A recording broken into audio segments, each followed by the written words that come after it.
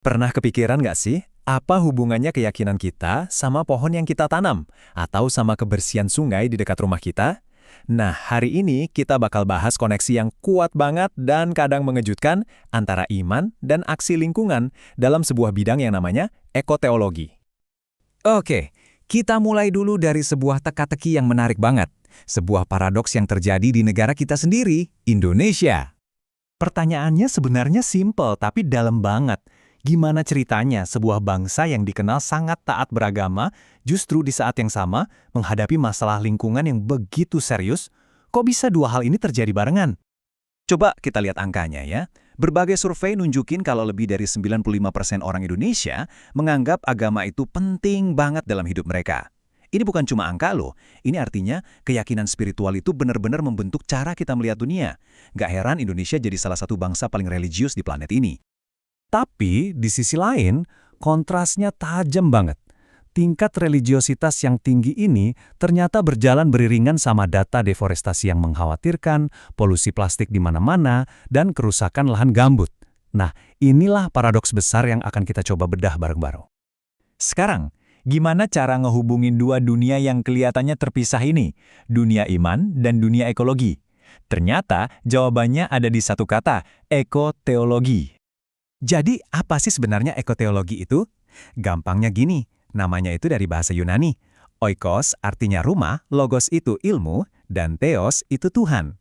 Jadi, bisa dibilang ini ilmu tentang Tuhan dalam rumah kita bersama, yaitu bumi. Ini bukan sekedar ilmu lingkungan biasa. Ini adalah cara pandang spiritual yang melihat alam bukan sebagai objek, tapi sebagai sebuah anugerah yang suci. Inti dari ekoteologi itu adalah konsep harmoni triadik, sebuah hubungan tiga arah yang gak bisa dipisahin. Pertama, hubungan Tuhan dengan alam, di mana alam itu cerminan keagungan Sang Pencipta. Kedua, hubungan manusia dengan alam, di mana kita ini ditugaskan jadi pengelola atau penjaga, bukan perusak. Dan ketiga, hubungan alam dengan manusia, di mana alam ngasih semua yang kita butuhin, baik fisik maupun spiritual. Tiga hal ini saling terikat.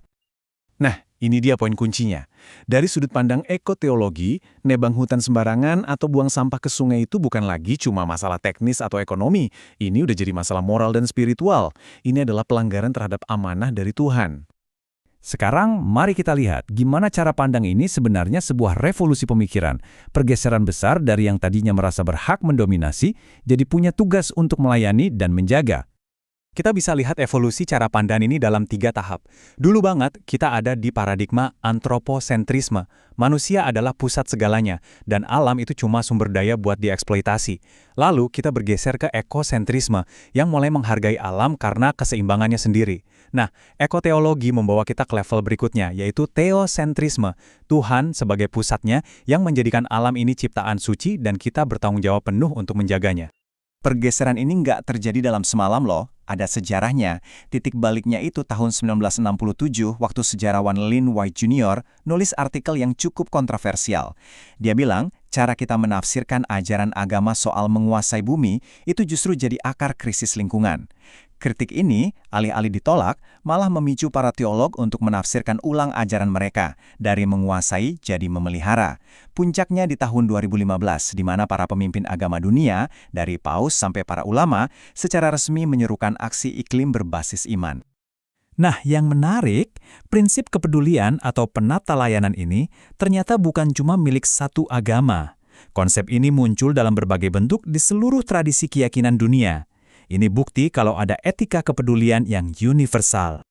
Dalam Islam, konsep utamanya adalah manusia sebagai khalifah fil ard atau wakil Tuhan di muka bumi. Kita ini diberi amanah untuk mengelola ciptaannya, menjaga keseimbangannya, atau yang disebut mizan, dan kita dilarang keras berbuat kerusakan. Sama juga dalam tradisi Kristen dan Katolik. Perintah dalam kitab Kejadian itu bukan untuk menaklukkan, tapi untuk mengusahakan dan memelihara taman. Dan sekarang taman itu ya seluruh planet kita ini. Paus Fransiskus bahkan menyebutnya sebagai rumah kita bersama yang harus dirawat, bukan dijarah. Kalau di tradisi Hindu, khususnya di Bali, ada filosofi yang indah banget, namanya Trihita Karana, 3 penyebab kebahagiaan. Kebahagiaan sejati itu cuma bisa tercapai kalau kita hidup harmonis dengan Tuhan, dengan sesama manusia, dan juga dengan alam. Ajaran Buddha juga mengajarkan konsep paticca samuppada, yang artinya semua hal itu saling bergantung, nggak ada satupun yang bisa berdiri sendiri. Jadi, kalau kita buang sampah ke sungai, kita bukan cuma mencemari air, tapi juga meracuni ikan yang mungkin kita makan, dan merusak ekosistem yang menopang hidup kita semua. Semuanya terhubung. Coba deh, lihat tabel ini. Keren banget kan? Namanya mungkin beda-beda. Ada Holifah, ada Stewardship, Trihita Karana, Paticca Samuppada, Tian Diren, tapi pesannya luar biasa mirip. Dari tradisi yang berbeda, di benua yang berbeda, semuanya sampai pada satu kesimpulan yang sama. Kita punya tanggung jawab suci untuk merawat planet ini. Ini bukti persatuan yang luar biasa dalam keragaman.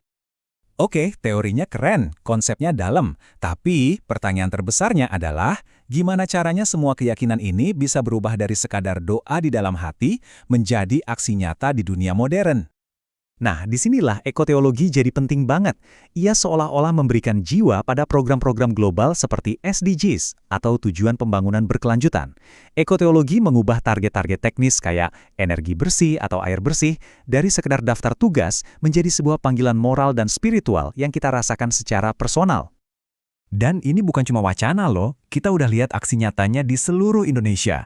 Ada program masjid hijau yang pasang panel surya, gereja-gereja yang memimpin reboisasi di lahan kritis, sampai komunitas lintas agama yang gotong royong membersihkan sungai.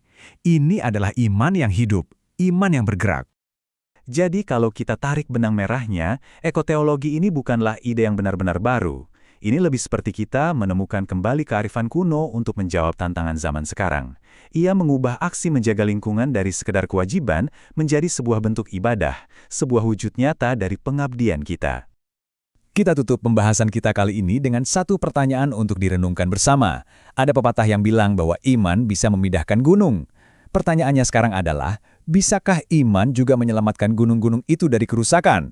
Dengan kekuatan spiritual miliaran orang di seluruh dunia, potensinya luar biasa besar. Jadi pertanyaannya bukan lagi bisakah, tapi maukah kita?